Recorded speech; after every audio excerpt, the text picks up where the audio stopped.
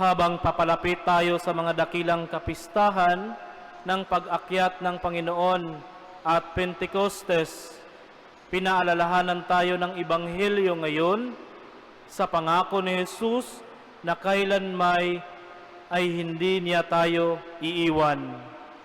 Kahit sa panahon ng takot, kadiliman o kasamaan, bagamat wala na siya sa atin sa pisikal na anyo, tiniyak niya ang kanyang patuloy na presensya at pagmamalasakit. Kaya mga kapatid, magsusumikap po tayong manatili sa kanyang piling, sampalatayanan ang kanyang mga salita, dahil sa bawat salita na binibigkas ng ating Panginoong Hesus ay may dala itong buhay at pag-asa.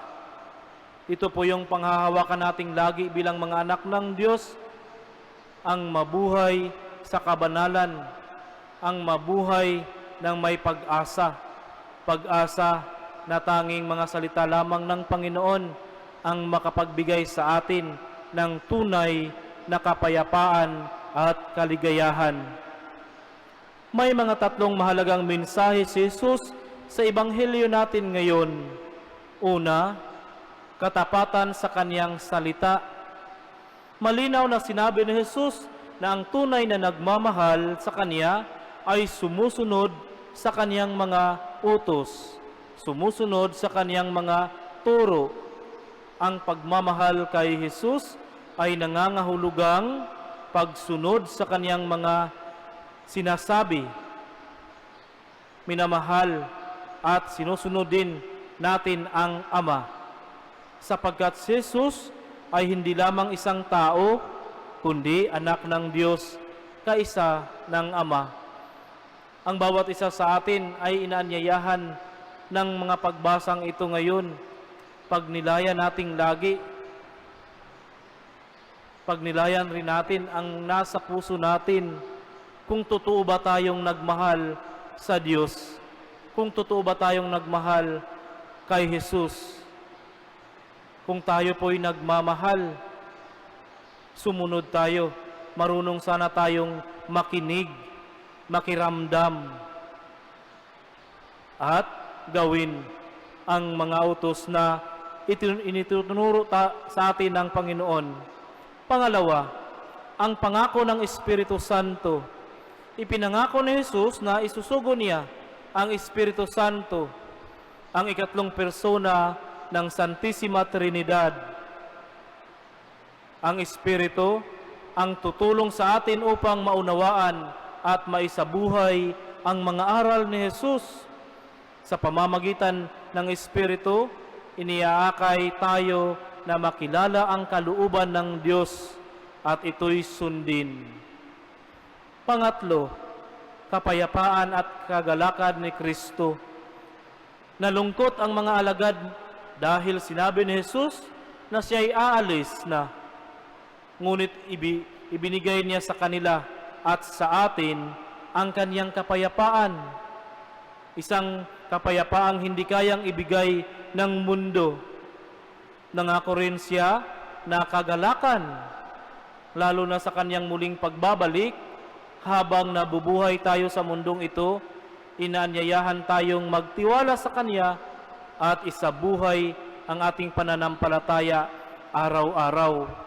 Sa bawat salitang ating naririnig, sa bawat pagdalo ng banal na misa, gawin natin ang mga itinuturo sa atin ng Panginoon. Hindi lamang parang walang nangyari sa ating pagsisimba. Dapat may epekto ito sa ating buhay. Kagaya ng sinabi ko sa mga homili, na sa bawat paglabas ng simbahan, pagkatapos na matanggap si Jesus, gawin natin at sundin ang kaloob niya. Magmahalan tayo. Mahalin ang ating kapwa. Huwag natin silang ipahamak. Dahil minsan o madalas sa ating mga buhay, kabaliktaran ang ating pinanggagawa. Dahil tayo'y nahuhumaling na sa lahat ng bagay na inialay ng mundo, sa mga social media, na kung hindi natin na maayos na paggamit, ito'y nakakasira ng kapwa. ang mga pangbubuli ay nandyan na. Madali na lang nating bulihin ang iba kahit hindi natin kakilala. O maging sa ating mga kapitbahay, kung minsan wala na talang tayong inaatupag, kundi ang tingnan ang kamalian ng ating kapwa. Pero ang utos ng Panginoon, mag-ibigan kayo, mahalin ninyo ang inyong kapwa, lalo't higit, mahalin ninyo ang inyong kaaway. Mahirap mang gawin ang mahalin ang kaaway dahil lalot na araw-araw nating makikita. Pero kapag namuhay ka lagi sa galit, nagkakasakit ka. Kapag namuhay ka ng punong-puno ng pamumuna at inggit, hindi ka umaasinso sa buhay. Dahil hindi ka na nagtatrabaho, yung pagtatrabaho mo ay yung pagmamarites. Wala namang sweldo yan. Walang sahod. Nagbibigay lang ng sakit ng dibdib. Ang pamumuna ng kapwa, hindi natin sinunod ang utos ni Jesus na magmahalan.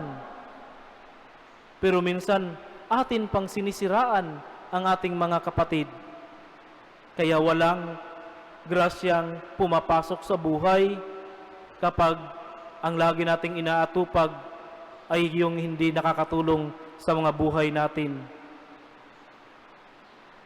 Pangatlo, kapayapaan at kagalakan ni Kristo. Ito yung may bibigay niya sa atin. Ano ba ang ibinigay ng mundo ayon sa Ebanghelyo? Hindi ito kayang ibigay ng mundo ang kapayapaan, lalo't higit sa ating panahon ngayon. Kaguluhan, gera sa pamilya, kaguluhan sa pamilya. Pero ang tangi lamang nating mararanasan ang kapayapaan ni Kristo kapag tayo'y marunong magmahal, umunawa, makinig sa problema ni Mister, makinig sa problema ni Mrs.